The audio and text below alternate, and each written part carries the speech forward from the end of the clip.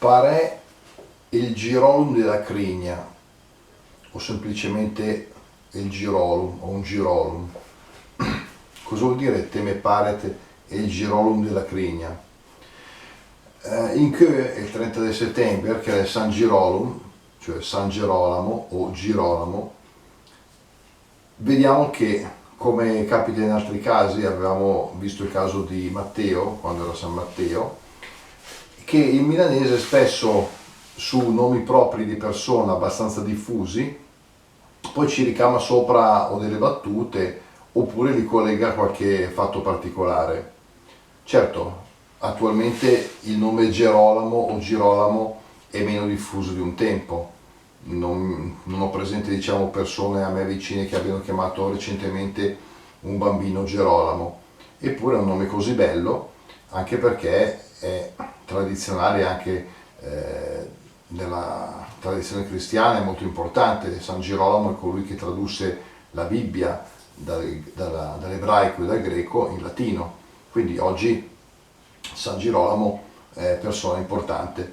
Certo che quel modo di dire che ho appena citato in realtà non è che faccia tanto onore al santo o al nome di Girolamo, ma ha una specie di maschera, di macchietta, in cui mi affido chiaramente a Cherubini, da cui ho tratto questa voce.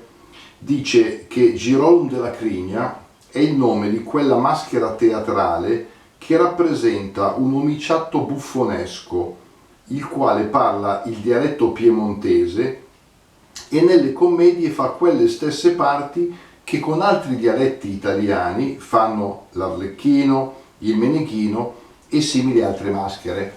Anche di Meneghino abbiamo già parlato quando parlammo del nome di Domenico, San Domenico, perché Meneghino è diminutivo di Domenichino. Ecco che ritornano alcune cose già dette. E ci spiega appunto Francesco Cherubini nel suo vocabolario milanese italiano ottocentesco: dicesi Girolum della Crigna, per derivazione dal piemontese Gironi della Crina, che equivale a Girolamo del contrabbasso, essendo che in quel dialetto il violone o contrabbasso è detto scherzosamente crina.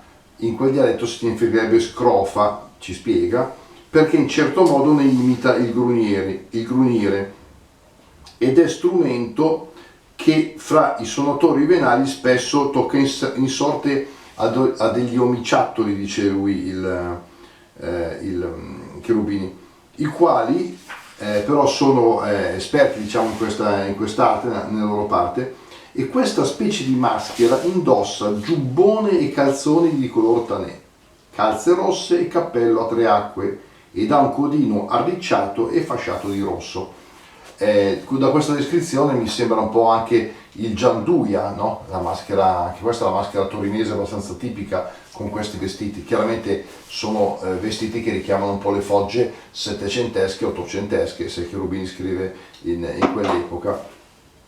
E la cosa interessante è che da questo nome, cioè questo nome Girolamo, venne dato al teatro delle marionette, detto anche teatro Fiando perché fu eretto a Milano da Giovanni Fiando.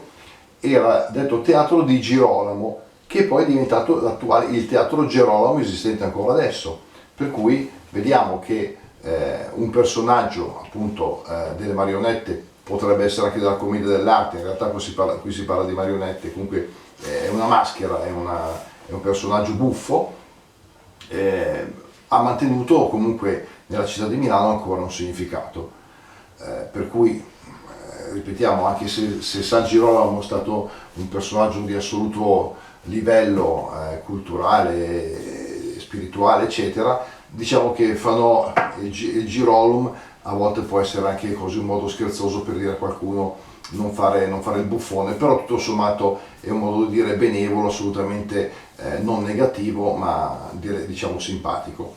Auguri a tutti i Girolum.